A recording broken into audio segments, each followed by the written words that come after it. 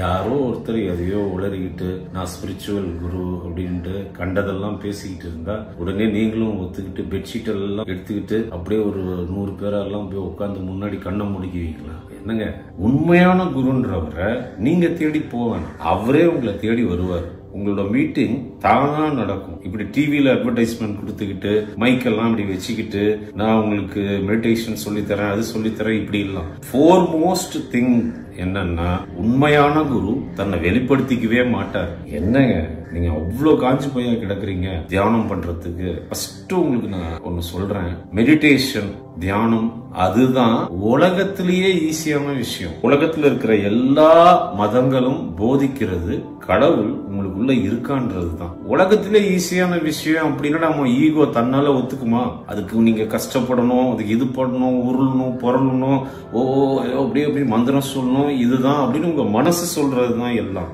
இருக்கிறதுல easy புத்தரோட technique தாங்க. Just இங்க இது பாருங்க, நாஸ்ட்ரில் சொல்லுவோம், காத்து போற இடம் சொல்லுவோம் நம்ம.